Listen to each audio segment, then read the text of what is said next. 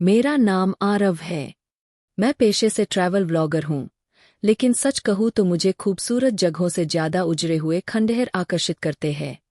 शायद इसलिए क्योंकि हर टूटी हुई दीवार के पीछे कोई दबी हुई कहानी होती है। भानगर का नाम मैंने बचपन से सुना था, भारत की सबसे भूतिया जगह। लोग कहते हैं कि वहाँ सूरज ढलने के बाद रुकना मतलब मौत को दावत देना, लेकिन जिज्ञासा डर से बड़ी निकली। मैं, मेरा दोस्त समीर और फोटोग्राफर रिया, तीनों ने तय किया कि अगला प्रोजेक्ट भांगर पर ही बनेगा। हमारा प्लान सीधा था, दिन में शूट, रात को पास के गांव में रुकना। पर किस्मत ने कुछ और ही लिख रखा था। जैसे ही हम किले के पास पहुंचे, मौसम बदलने लगा। आसमान साफ था, फिर भी हवा में अजीब भारीपन था, जैसे कोई अदृश्य ताकत सांस ले रही हो।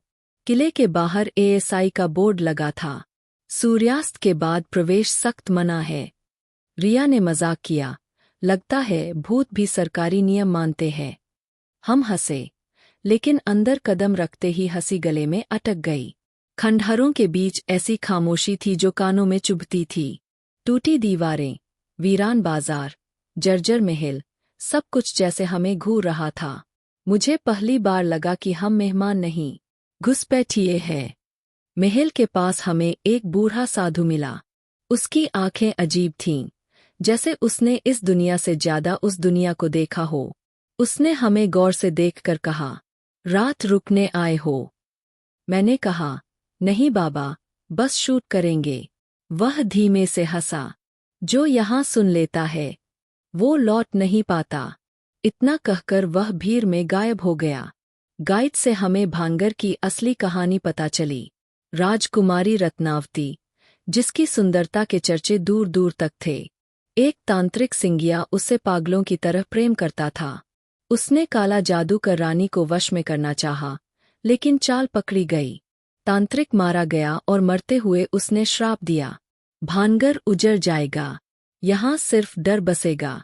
कहानी सुनकर हमें रोमांच हुआ, डर नहीं।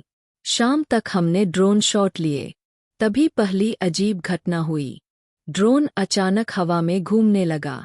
स्क्रीन पर महल की छत पर एक सफेद परछाई दिखी, औरत जैसी। मैंने नंगी आंखों से देखा, वहां कोई नहीं था। उसी पल समीर के कैमरे की बैटरी 82% से सीधी 0% हो गई। रिया बोली, चलो वापस चलते हैं। लेकिन समीर अड़ गया, रात का शॉट लिए बिना वीडियो अधूरा रहेगा। यही हमारी सबसे बड़ी गलती थी। सूरज डूबा और भानगर बदल गया।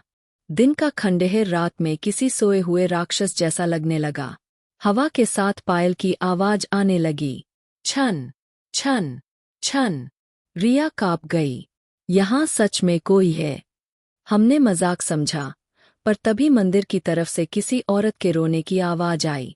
मैंने टॉर्च घुमाई, दूर एक सफेद आकृति खड़ी थी। कैमरा ऑन किया, रिकॉर्डिंग में फुसफुसाहट आई, मुझे मुक्त कर दो। और कैमरा बंद। उसके बाद समीर बदलने लगा। वह अकेले अंधेरे में बातें करता, कभी हंसता, कभी रोता, कहता, वो बुला रही है। आधी रात को हम महल के तहखाने में पहुंचे। वहां दीवारों पर तंत्र के काले निशान बने थे। अचानक वही साधु फिर सामने आ गया। उसने कहा, सिंगिया अब भी यही है, और तुम तीनों उसकी नई बलि हो। उसी पल दरवाजे अपने आप बंद हो गए।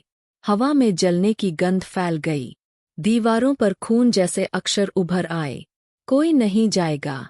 रिया चीख पड़ी, समीर बेहोश हो गया। साधु ने बताया, राजकुमारी की आत्मा कैद है। अगर भोर से पहले अनुष्ठान न हुआ तो हम यहीं फंस जाएंगे। हमने मंदिर में दिए जलाए, मंत्र पढ़े। तभी सफेद आकृति फिर आई, इस बार साफ चेहरा, वही रत्नावती। वह रो रही थी। अचानक काली परछाई उभरी, जलती आंखों वाला सिंगिया। पूरा किला कांपने लगा। मुझे लगा आज आखिरी रात है। मेरे कानों में बस एक आवाज गूंजी, भाग जाओ। उसके बाद क्या हुआ, याद नहीं। सुबह हम गांव के बाहर पड़े मिले। कैमरा चल रहा था। रिकॉर्डिंग में आखिरी लाइन थी, भानगर अभी भूखा है। आज सालों बाद भी समीर सपनों में किसी को देखता है। रिया ने कैमरा छूना छोड़ दिया। और मैं जान चुका हूँ। भानगढ़ सिर्फ जगह नहीं, एक जिंदा अंधेरा है जो आज भी किसी नए मेहमान का इंतजार कर रहा है।